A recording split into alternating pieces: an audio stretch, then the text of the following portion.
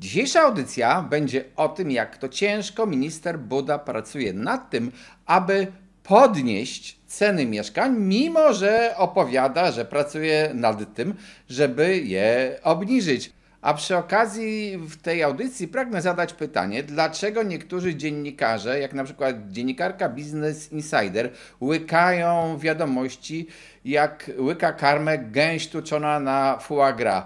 Przydałoby się trochę krytyki, weryfikowania wiadomości tego, co opowiada minister. A inspiracją do nagrania tej audycji jest ten oto fragment wywiadu ministra Budy opublikowany w Business Insider w kwietniu, 30 kwietnia 2023 roku, w którym dziennikarka pyta, czy ustawa o kredycie, która jest już uchwalona, o kredycie 2%, może wpłynąć na podwyżkę cen, bo niektórzy tak mówią, cen mieszkań, a nasz minister odpowiada, że to są jakieś bajki, dla dewelopera nie ma znaczenia, kto kupi, to akurat jest prawda, ale też opowiada dalej. Ponadto rocznie oddawanych jest do użytku 250 tysięcy mieszkań, a w programie tym będzie tylko 30-40, więc deweloper będzie musiał sprzedać jeszcze te 200 tysięcy bez programu. A to jest już kompletna bzdura i o tym właśnie będzie w tej audycji. Jeżeli interesuje Ciebie rynek nieruchomości, no to zapraszam, subskrybuj ten kanał. W tej audycji pokażemy wiadomości zweryfikowane i prawdziwe dane o rynku, a nie to, co opowiada minister. No a też jeżeli chcecie, żebyśmy robili jakieś audycje na inne tematy, no to piszcie nam w komentarzach sugestie innych tematów, chętnie zrobimy. Przy okazji dodam, że w tej rozmowie jest również odniesienie się do nowego podatku od zakupu szóstego mieszkania i to też skomentuję. Ale przejdźmy najpierw do tej ilości mieszkań. Jaka jest prawda i dlaczego powiedziałem, że minister w ogóle opowiada totalne bzdury? Proszę Państwa, mieszkań w Polsce w 2022 roku oddano do użytkowania 238 tysięcy, co jest bliskie tej liczbie mieszkań 250 tysięcy, o których powiedział minister. I to jest, powiedzmy, w miarę bliskie, ale deweloperzy oddali tylko 144 tysiące mieszkań. 144 tysiące to jest dużo mniej niż 250 i to znaczy, że jeżeli te kredyty byłyby wydawane na rynku pierwotnym i ich będzie 40 tysięcy, to deweloperzy już bez tego kredytu będą musieli sprzedać tylko 100 mieszkań. Żeby nie być posądzonym, że ja wybrałem jakiś rok tendencyjnie, no to proszę, rok 2021, 234 tysiące, prawie 235 tysięcy mieszkań i niecałe 142 tysiące wybudowane przez deweloperów.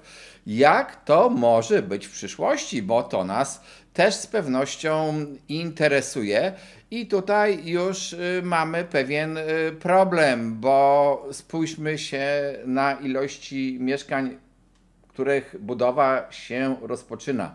Budowa u deweloperów trwa mniej więcej 2 lata od wejścia na plac budowy do oddania mieszkania do użytkowania. Jeżeli teraz mamy tak potężną zapaść w budownictwie, to te kropki czerwone pokazują, jak mało mieszkań się buduje i też widzimy, jak mało się zgłasza, czy występuje o pozwolenie, czy uzyskuje raczej pozwolenie na budowę, to ta zielona linia, to skąd w przyszłym roku albo za 2 lata mają się pojawić te mieszkania.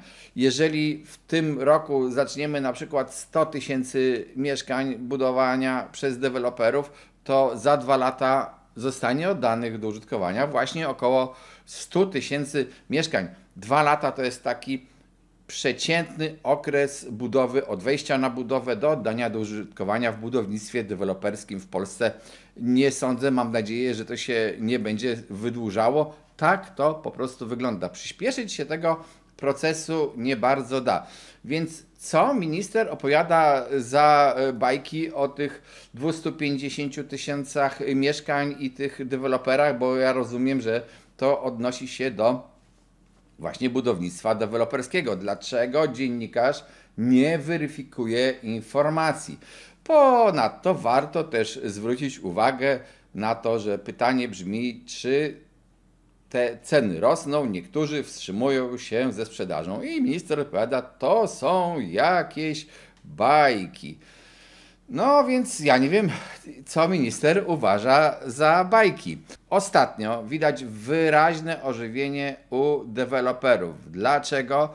Dlatego, że ludzie, którzy mają gotówkę i mogą kupić mieszkanie za gotówkę lub stać ich na kredyt ten normalny, a nie liczą lub po prostu ich nie obejmie program taniego, bezpiecznego kredytu, przyspieszyli swoje decyzje zakupowe, ponieważ boją się, że jak na rynek wejdą te tanie kredyty, te takie tanie, te bezpieczne kredyty, to spowodują wzrost cen, bo będzie więcej pieniędzy na rynku, a mieszkań jest niestety mniej. I oni, dyskontując tą przyszłość, ruszyli po zakupy, co niektórzy deweloperzy nawet zaczęli wykorzystywać do podniesienia cen. I to widzą wszyscy specjaliści od rynku, oprócz ministra. To może minister by się rozejrzał po tym rynku i zobaczył, co się dzieje. Oczywiście proszę nie mówić mi, a u znajomego mi dewelopera stoi sprzedaż.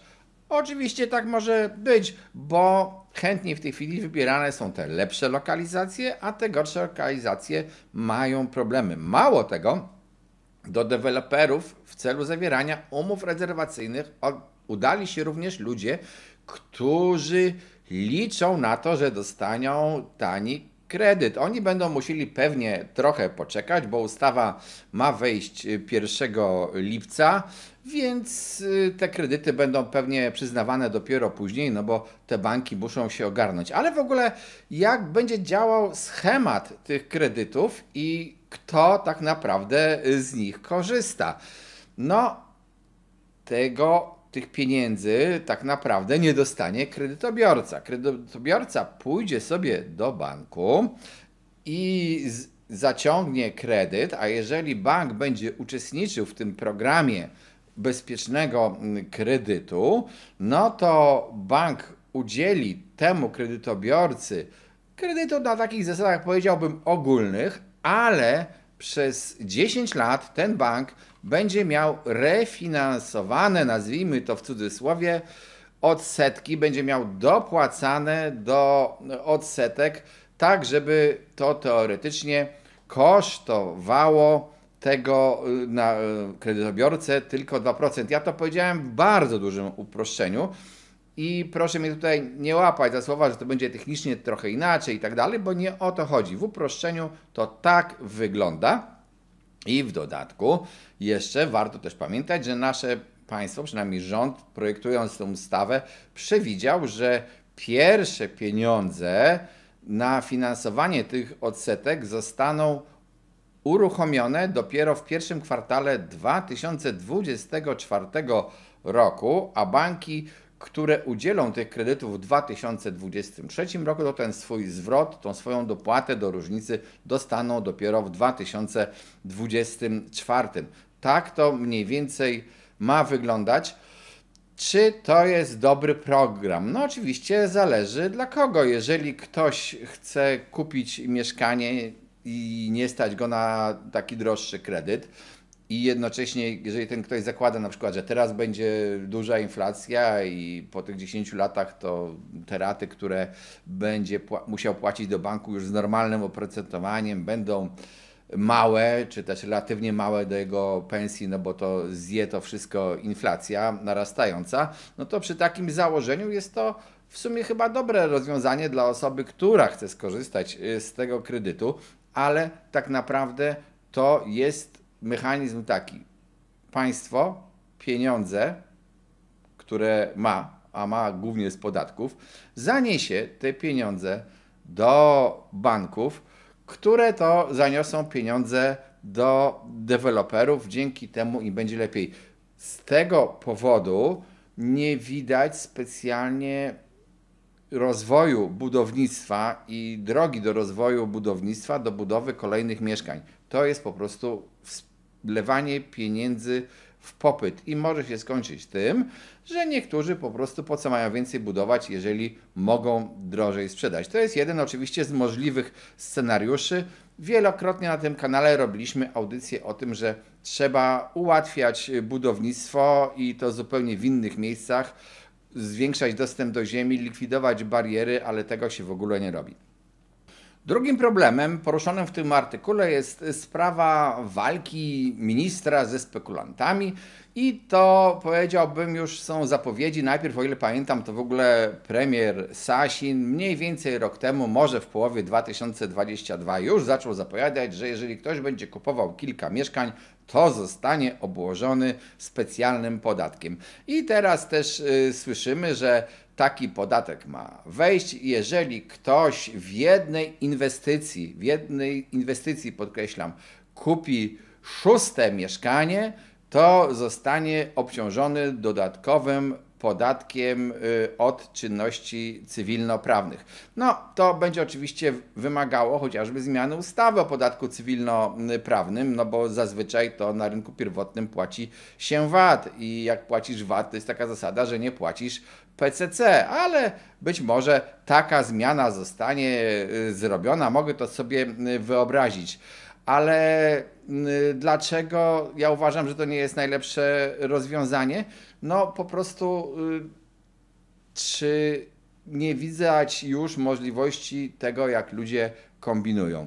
Po co mają w jednej inwestycji kupować 6. mieszkanie? Jak on w takim razie w jednej kupi 5, w drugiej 5, w trzeciej 5, w czwartej 5 i tego podatku po prostu uniknie. Przy okazji zresztą minister zapowiada, że ten podatek ma wejść od przyszłego roku. Na jesieni są wybory, to zobaczymy w ogóle, czy ten podatek wejdzie. No może zostanie wcześniej uchwalony, pożyjemy, zobaczymy, ale według mnie to jest taki jeden z populistycznych pomysłów pokazujących, słuchajcie, tu za drożyznę w mieszkaniach winni są spekulanci. Ci ludzie, którzy spekulują, źli spekulanci, oni są winni. Pewnie w jakiejś części ludzie, którzy wykupują więcej mieszkań i na przykład je trzymają, nawet niezasiedlone, niepuszczane w najem, przyczyniają się do wzrostu cen mieszkań. To jest w miarę możliwe, ale czy walka ze spekulantami jest jedynym sposobem na tanie mieszkania? Z jednej strony walczymy ze spekulantami, z drugiej strony dajemy tani kredyt, który jest tak naprawdę zachętą do podnoszenia cen mieszkań przez deweloperów. Nie robimy im żadnych ułatwień, na przykład w zniesieniu durnych opłat, już w tym było wiele audycji, nie będę powtarzał dlaczego, ale renty planistyczne, niektórych opłat adiacenckich, ułatwienia w ogóle w uzyskiwaniu ziemi, podatków związanych z posiadaniem ziemi. Ten system wymaga naprawienia i to warto by zrobić, ale może to jest mniej takie spektakularne, mniej medialne, więc łatwiej jest opowiadać o tym, że walczy się ze spekulantami. Ja jednak wierzę, ciągle jestem optymistą i mam nadzieję, że kiedyś wreszcie przepisy dotyczące obrotu nieruchomościami zostaną tak uproszczone i tak zrobione, żeby były proinwestycyjne i żeby po prostu wspierać budownictwo. Może jestem nadmiernym optymistą, nie wiem. Jeżeli interesuje Ciebie rynek nieruchomości, no to zapraszam, subskrybuj mój kanał, pisz w komentarzach, o czym chcesz audycję, chętnie zrobię je pod Twoje życzenie. Jeżeli chcesz w ogóle poznać prawo, czy też zasady inwestowania albo pośrednictwa w nieruchomościach, zapraszam na szkolenia Symen24.pl. Zapraszam również do wspierania tego kanału, bo wspierający zawsze dostają coś więcej. Sprawdźcie, na dole macie link do tego, co dostają wspierający. Cześć!